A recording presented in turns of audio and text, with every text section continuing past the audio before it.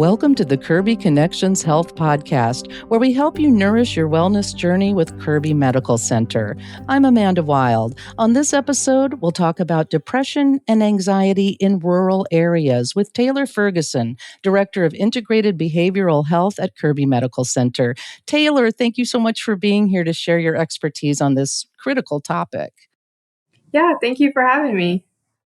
Taylor, from your perspective working in Central Illinois, what are the most common risk factors contributing to high rates of depression and anxiety in rural populations compared to urban communities?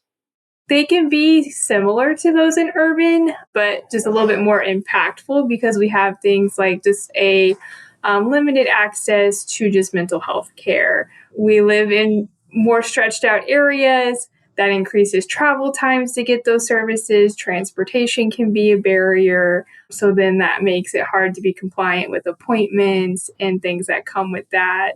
And also as a result of that, you can see an increase in isolation and loneliness because, again, with having these barriers or what we call social determinants of health, that just then people will just stay home rather than going out and taking care of themselves. And then in smaller towns and rural areas, stigma is still a big thing to try to get through. You have the mentality of everybody knows everybody. So there's, concern about privacy and confidentiality because they just, maybe I don't want that person to know that I'm getting healthcare services for counseling and for my mental health. So they just don't do it then because it's such a stronghold that we still continue to see.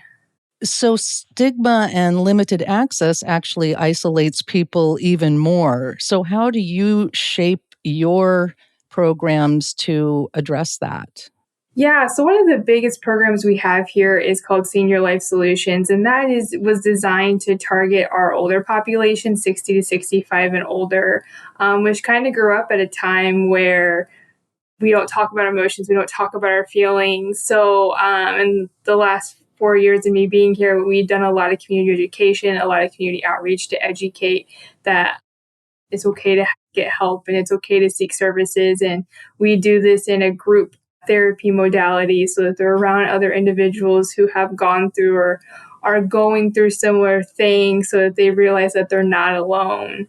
And that has been a very impactful program here in our community. So you are addressing the social stigma and cultural attitudes. Are there also socioeconomic or occupational stressors like farming pressures or job instability that seem to play a role in triggering or worsening mood disorders? Yes. I mean, all of the above.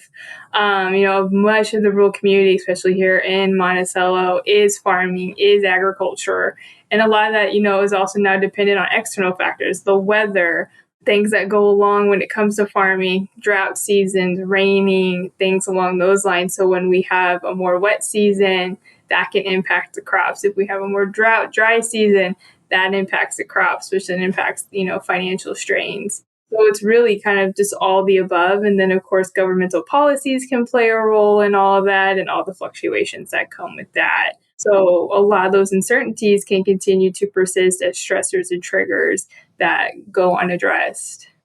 And how much can lifestyle factors like physical activity or diet, sleep, substance use help or manage depression and anxiety in these communities?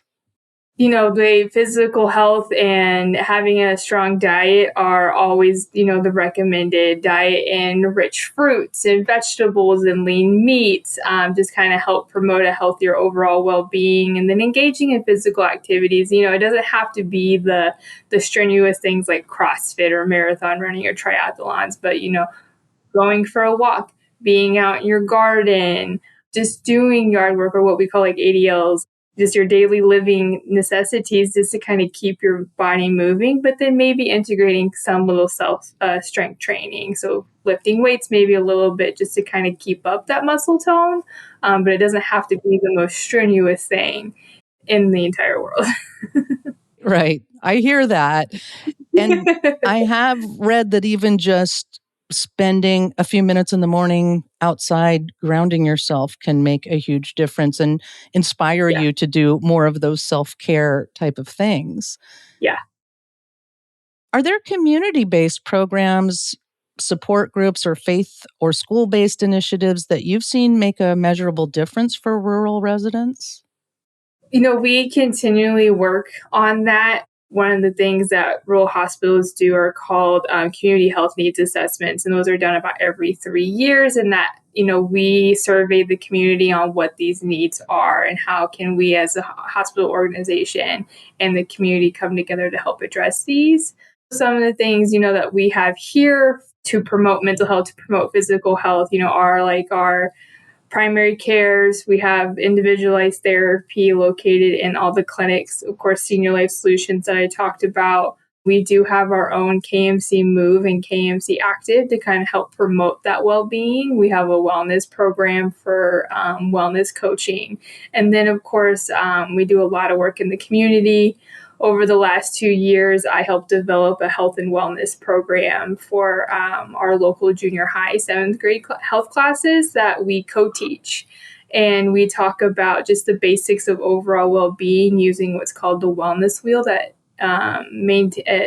it integrated 8 different dimensions of health. And then we couple that with basic kitchen sessions. So I worked with our dietitians to then talk about just the basic how to be in the kitchen and things and cooking and the basic necessities of that. So that's been a fun little project, just to name a few things that we have going on. Yeah, so rural healthcare systems can integrate with community systems Yes. or existing public health programs. Do you do Yes. that also for chronic diseases like Yes. cardiovascular conditions or diabetes? Yes? Yeah, one of our subcommittees related to the CHNA Community Health Needs Assessment is targeting chronic diseases such as hypertension and diabetes are the 2 big things that we are currently working on in that spectrum, because that came out to be the 2 biggest things that we are seeing amongst our county and community.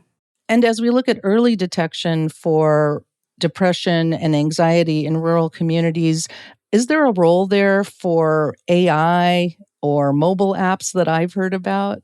There's a lot of research out there. None of it's been like concrete, but you have things like the Calming app, which I talk to my patients about just to kind of help teach you or keep you in line with the things that you're learning in therapy, to do the grounding techniques, do the mindfulness meditations, and things along those lines. That's the biggest one I kind of talk about.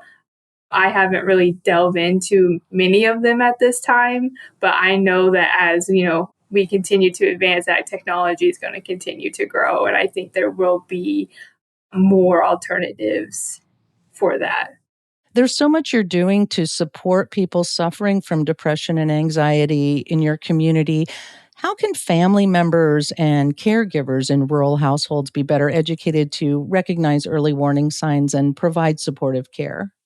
I think open-mindedness is a big thing. So just being open to mental health. So kind of getting around that stigma and, not being afraid to have those conversations. One of the things that I work on through our high school program called Pathways is it's okay to say words like depression. It's okay to say words like suicide.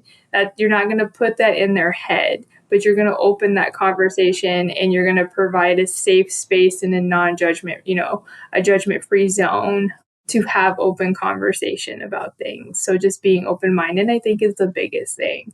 You don't always have to know what to say back, but just being a listener can honestly do so much, more than some realize. So true.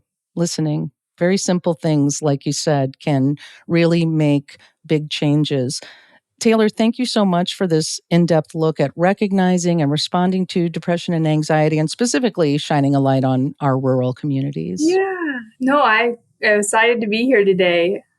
For more information, visit kirbyhealth.org/services/mental behavioral health. And if you found this podcast helpful, please share it on your social channels and check out our entire podcast library for topics of interest to you. This is Kirby Connections Health Podcast, presented by Kirby Medical Center.